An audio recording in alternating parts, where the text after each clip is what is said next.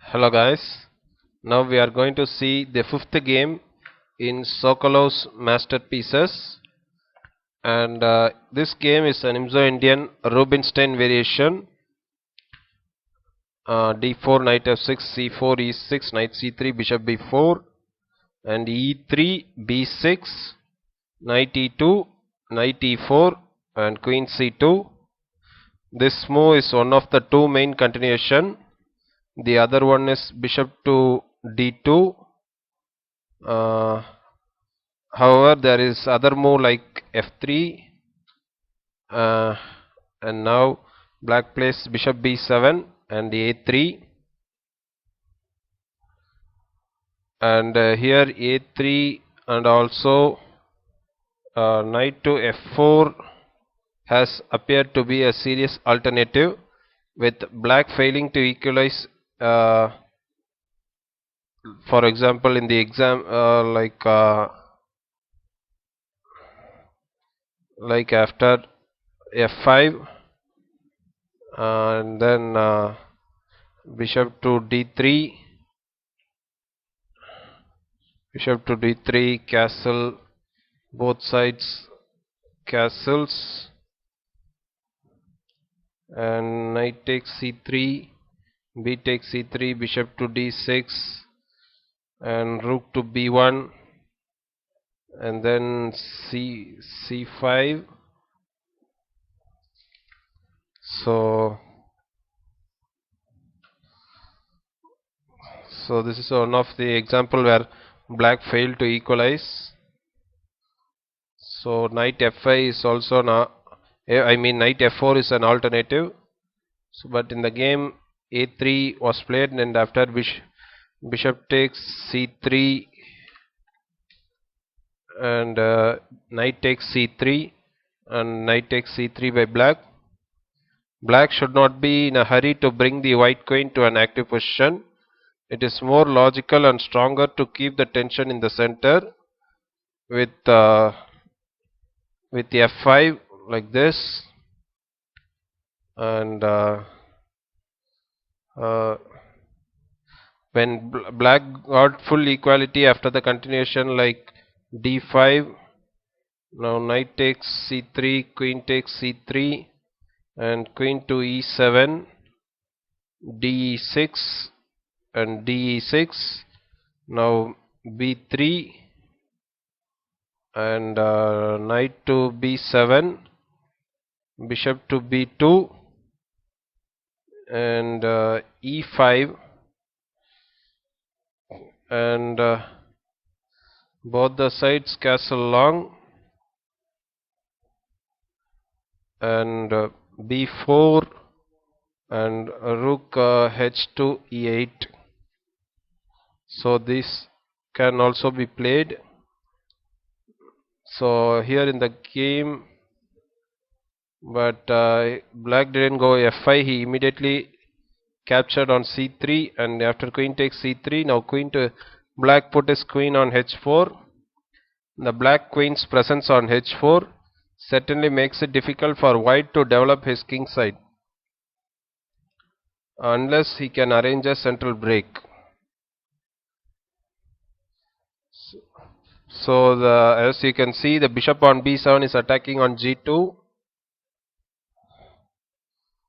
So, and after, now b3, now white puts b3, now castle shot, bishop to b2, f6, and d5, and ed5, and so this game was played between Ivan Sokolov and Korchnoi. Korchnoi playing the black. He put the queen h4 move. It is designed to prevent and thus totally paralyze white's king side. But Sokolov's response to it is passive. He makes a temporary pawn sacrifice in the center with d5.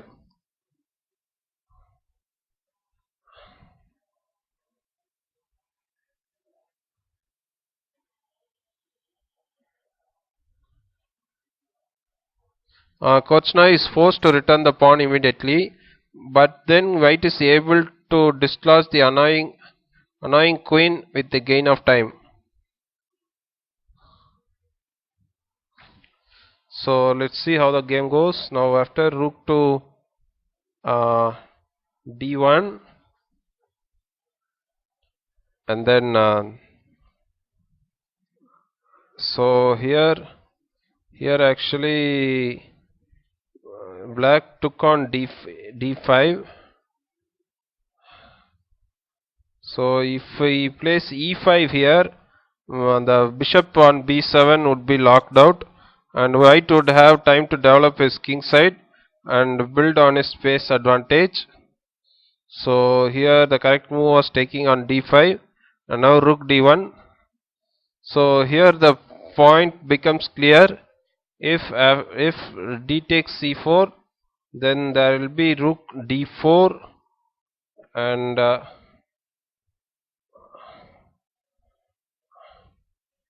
the next white will go queen takes c4 check, and queen takes c7 will also come.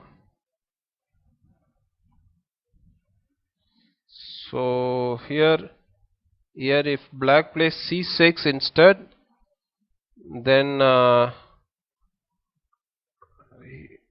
white has more than enough compensation. After c takes d5, queen to c7, bishop c6, and bishop to e2.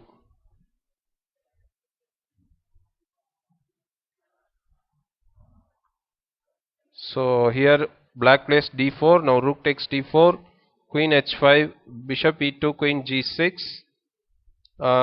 queen e8 was better here. Now rook g4, queen b1 check. Black's queen moves only will result in additional loss of time. So then here bishop to d1 is played, and after that knight to c6, castle shot.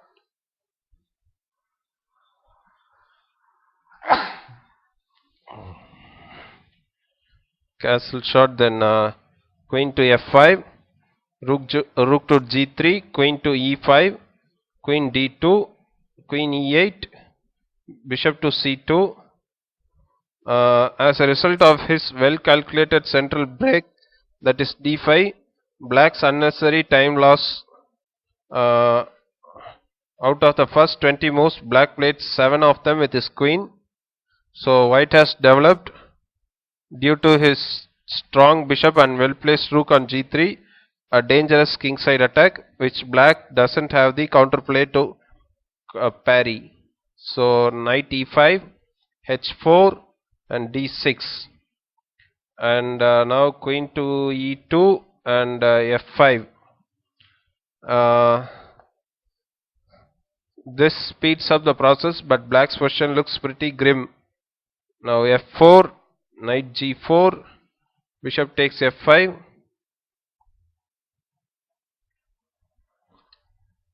Now rook takes f5, queen takes g4, rook f7, bishop takes g7, queen d7, queen takes d7, rook takes d7, now bishop to c3 check, king f8, f5, rook e8, f6, bishop e4, rook f4, bishop g6, king f2, king f7, and h5.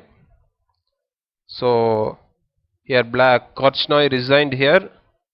So Ivan Sokolov won this game very convincingly. So this game was played in 1990. So I hope you enjoyed the game, guys. I'll be seeing you in the next game. Thank you all.